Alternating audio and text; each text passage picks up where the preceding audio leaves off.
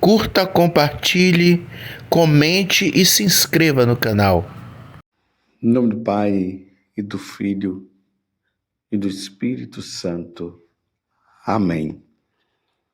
Naquele tempo, quando as multidões se reuniram em grande quantidade, Jesus começou a dizer: esta geração é uma geração má.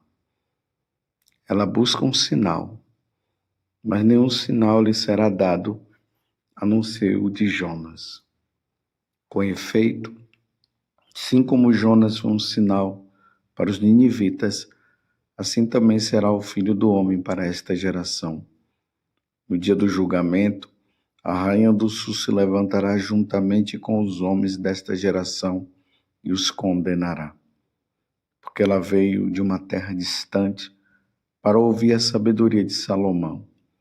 E aqui está quem é maior do que Salomão. No dia do julgamento, os ninivitas se levantarão juntamente com esta geração e a condenará, porque eles se converteram quando ouviram a pregação de Jonas. E aqui está quem é maior do que Jonas. Palavra da salvação. Glória a vós, Senhor. Meus irmãos e minhas irmãs, estamos no Evangelho de São Lucas, capítulo 11, do versículo 29 até o 32. E Jesus faz uma afirmação. Esta geração é uma geração má. Mas por que essa geração é uma geração má? Porque ela não se converte. Ela não muda de vida. E aí Jesus faz duas comparações de duas situações de paganismo. A rainha de Sabá, uma pagã, que foi ao encontro de Salomão e vendo a sabedoria de Salomão, porque falavam tanto da sabedoria de Salomão. Ela foi lá comprovar e ela viu que Salomão realmente era um homem sábio. Lembremos que quando Salomão assumiu de ser rei, a primeira coisa que ele pediu a Deus não foi riquezas, claro, ele já ia ser rei mesmo, mas ele não pediu saúde. A única coisa que ele pediu a Deus foi sabedoria. Dá-me sabedoria para cuidar bem desse povo. E realmente Salomão foi um homem muito sábio. Muito, muito sábio. Ao ponto de quando a rainha de Sabá, repito mais uma vez, aquela mulher pagã que adorava os deuses pagãos, quando ela viu, ela louvou a Deus pela sabedoria de Salomão, glorificou a Deus pela sabedoria de Salomão. A mesma coisa aconteceu com os ninivitas. Quando Jonas foi enviado a Nínive, e quando Jonas começou a falar que eles precisavam se converter, porque senão a cidade de Nínive seria toda destruída, através daquela pregação de Jonas. O rei se converteu, e junto com o rei todo o reinado, todas as pessoas, e eles proclamaram um dia de jejum, de penitência, se vestiram de sacos, jogaram cinzas na cabeça e pediram perdão a Deus por terem se desviado, por estarem longe dele. Foi uma conversão em massa. Todos mudaram de vida. E agora Jesus está dizendo que se com Jonas a rainha de Sabá se converteu, ou melhor, se com Salomão, desculpa, a rainha de Sabá se converteu, e se com Jonas, o rei, junto com todo aquele reinado, eles se converteram, Jesus está dizendo, eis aqui quem é maior do que Salomão, eis aqui quem é maior do que Jonas. Jonas, um profeta. Salomão, um rei. Jesus, Deus. Jesus é Deus. Na carta aos Hebreus, vai falar que ele é aquele que os anjos adoram. Na carta aos Colossenses, São Paulo vai falar que todas as coisas foram criadas para ele, por ele, como vai dizer também no Evangelho de São João, no capítulo 1. Ele é o Verbo encarnado, ele veio do céu. Ele se encarnou no seio da Virgem Maria. Ele provou que ele é Deus transformando a água em vinho. Ele provou que é Deus ressuscitando Lázaro e o filho da viúva ali da cidade de Naim. Ele andou sobre as águas. Quem anda sobre as águas? Quem é a pessoa que pode andar pelas águas? Nem o ser humano consegue andar sobre as águas. Aí está a prova da sua divindade. Ele multiplicou os pães. Imagina, 5.000 pessoas foram alimentadas através de 5 pães e 2 peixes. Qual é o ser humano? Qual é a pessoa que poderia fazer isso? Qual é o Deus pagão que fez uma coisa dessa? Ninguém fez, só Jesus. Aqueles 5 pães e aqueles 2 peixes alimentou 5.000 pessoas, sem contar homens e mulheres. E aqui ainda tem outro fato, que é o mais relevante de todos.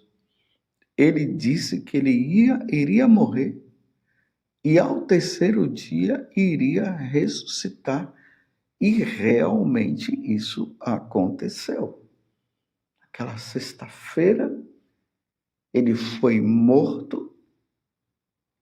No domingo, ele ressuscitou.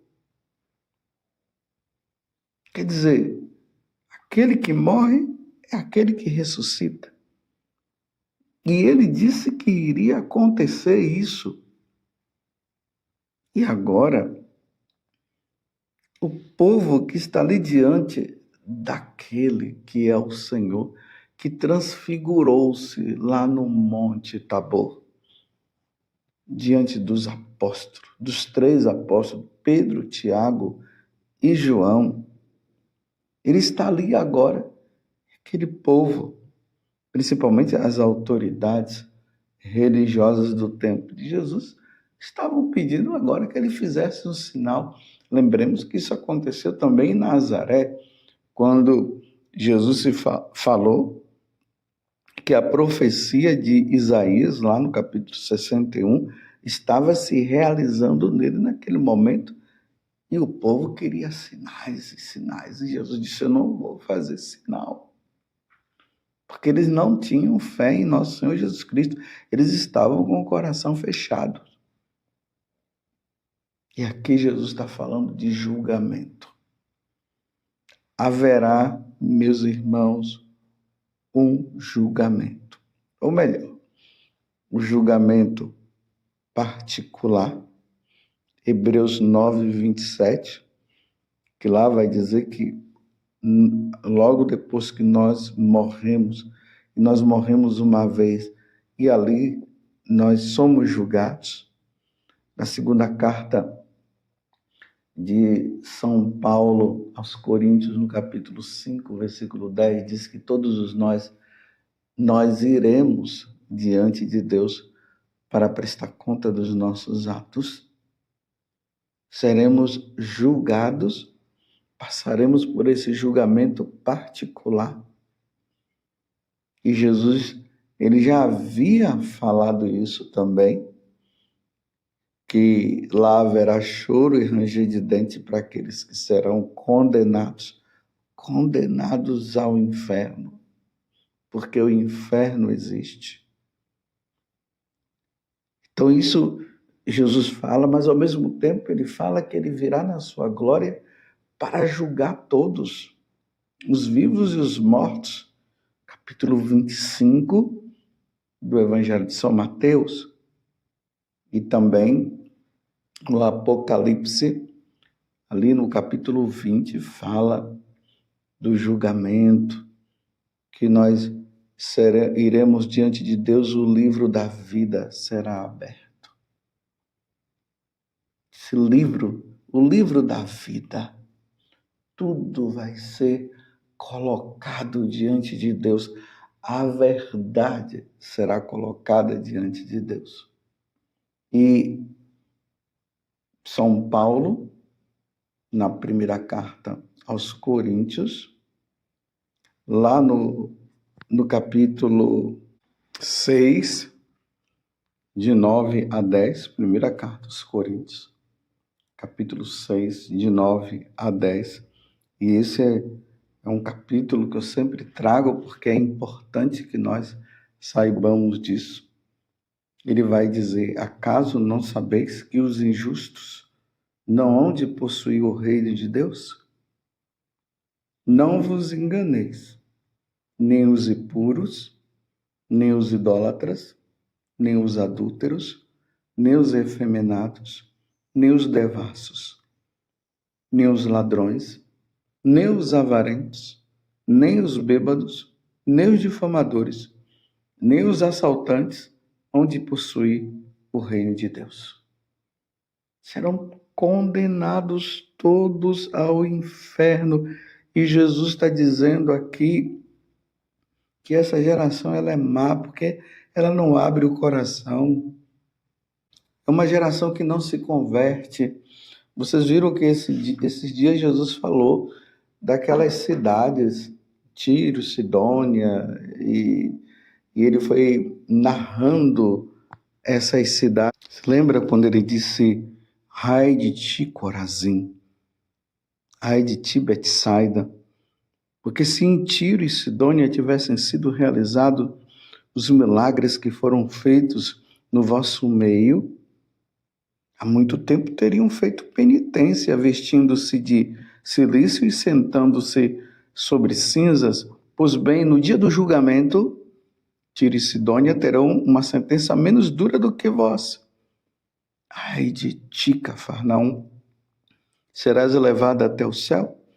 Não, tu serás atirada no inferno. Quem vos escuta, a mim escuta, e quem vos rejeita, a mim despreza. Mas quem me rejeita, rejeita aquele que me enviou. Só para lembrar, está em Lucas capítulo 10, do versículo 13 até o 16. Lembremos, meus irmãos, do que nosso Senhor, ele fala a respeito de um julgamento muito grande que acontecerá. Eu não quero passar por este julgamento. Eu não quero. E eu sei que também você não quer, mas se nós olhamos para o mundo de hoje, olha como é que o mundo está. As pessoas deram as costas para Deus, quantas blasfêmias, o satanismo, claro, ele não vai crescer, mas tem tido muitos adeptos. As pessoas estão com o coração duro, não querem saber de Deus. Olha o número de adultério, como tem crescido, meus irmãos. E existe até aquele tipo de adultério aceito pelo casal, onde aquele casal, aquele homem, aquela mulher, casados na igreja, estão fazendo os dois experiências novas, chamando mais pessoas para fazerem aqueles tipos de orgias. É 3, 4 casais ali. E ali entra também essas questões de o esposo que é casado com a esposa e ele chama um homem. E ali os 3 mantêm um relacionamento de orgia, ou senão é a mulher que traz uma outra mulher e ali orgia, em cima de orgia. Essa geração é má, essa geração não quer se converter. E os sinais estão vindo aí também. Quantos sinais? A Santíssima Virgem Maria aparecendo em diversos lugares, já apareceu antes. E pessoas que são curadas, milagres que acontecem, milagres eucarísticos. Quantos milagres eucarísticos?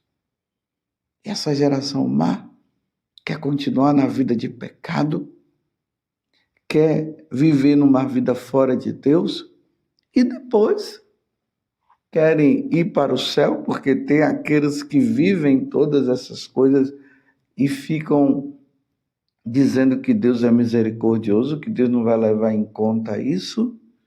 Católicos, meus irmãos, católicos vivendo isso. E se nós católicos estamos vivendo isso, imagine outros de outras religiões. Ninguém está escapando. Mas claro, meus irmãos, eu estou dizendo que ninguém escapa, mas tem muitos santos, tem muitas pessoas que têm levado a sério o seu matrimônio, têm levado a sério a vida com Deus.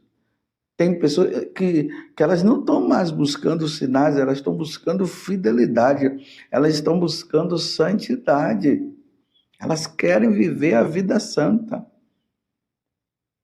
Mas eu não posso também dizer que está todo mundo vivendo essa vida de santidade, porque Jesus está dizendo que essa geração é uma geração má. Olha quantos assassinatos. Mães matando seus filhos, filhos matando suas mães e seus pais. Se o mandamento não matar, e aí entra essas questões que o pessoal fala de interrupção da gravidez, para não dizer que é um aborto.